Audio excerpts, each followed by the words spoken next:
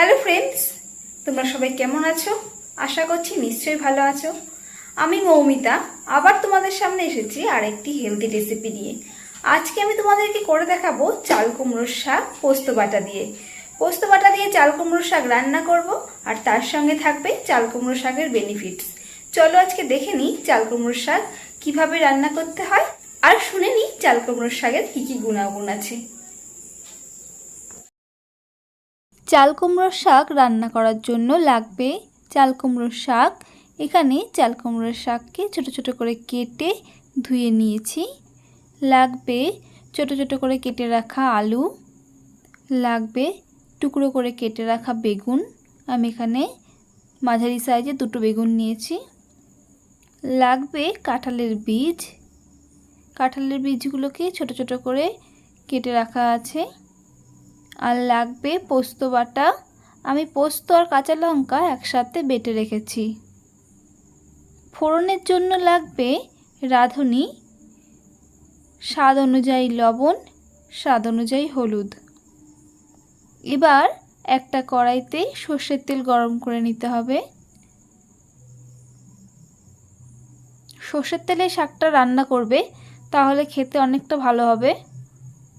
তেল গরম হয়ে গেলে এর মধ্যে ফোড়ন দিয়ে দেব রাঁধুনি। রাঁধুনি ফোড়ন দিয়ে হালকা একটু নেড়ে নিয়ে এর মধ্যে দিয়ে দেব টুকরো করে কেটে রাখা আলু, টুকরো করে কেটে রাখা বেগুন, আর টুকরো করে কেটে রাখা কাঁঠালের বীজ দিয়ে ভালোভাবে নেড়ে নিতে হবে। এবার এর মধ্যে দিয়ে দেব স্বাদ অনুযায়ী লবণ, আর দেব পরিমাণ মতো হলুদ। লবণ আর হলুদ দিয়ে ভালোভাবে নেড়ে নিতে হবে। লবণ আর হলুদ দিয়ে ভালো করে ভেজে নিতে হবে। ভালোভাবে ভাজা হয়ে গেলে এর মধ্যে দিয়ে দেব যে ছোট ছোট করে কেটে রেখেছিলাম চাল কুমড়োর শাকগুলো, সেই চাল কুমড়োর শাক।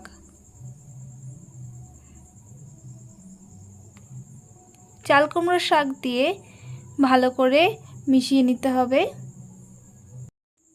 চাল কুমড়োর শাক দেওয়ার পরে ভালোভাবে এটা মিশতে থাকুক। এর মধ্যে আমরা শুনে নিই চাল কুমড়োর শাকের কী কী গুণাগুণ আছে। চাল কুমড়োর শাকে কিউকার ভিটামিনস নামে এক ধরনের উপাদান থাকে, যেটা আমাদের শরীরে ইমিউনিটি সিস্টেম বাড়াতে এবং শরীরে লিভার ফাংশন ঠিক রাখতে সাহায্য করে। এছাড়া এই শাকে প্রচুর পরিমাণে ভিটামিন সি থাকে। যারা জন্ডিসে ভুগছেন তাদের জন্য এই শাকে ভিটামিন সমৃদ্ধ অ্যান্টিঅক্সিডেন্ট খুবই উপকারী। এবার কিছুক্ষণের জন্য চাল কুমড়ো শাকটাকে ঢাকা দিয়ে রান্না করতে হবে। যে সমস্ত পুষ্টিযুক্ত খাবার রান্না করা হয়, সেই সমস্ত পুষ্টিযুক্ত খাবার যদি ঢেকে রান্না করা হয়, তাহলে সেই পুষ্টিকর খাবারের গুণ খাবারের মধ্যে বজায় থাকে। তাই সবসময় চেষ্টা করবে এরকম শাক জাতীয় খাবার সবসময় ঢেকে রান্না করার জন্য। চাল কুমড়োর শাকটা প্রায় ভাজা ভাজা হয়ে গেছে। আবারও 2 থেকে 3 মিনিটের জন্য ঢাকা দিয়ে রান্না করতে হবে। 2 মিনিট পর ঢাকনা সরিয়ে আবার ভালো করে নেড়ে নিতে হবে।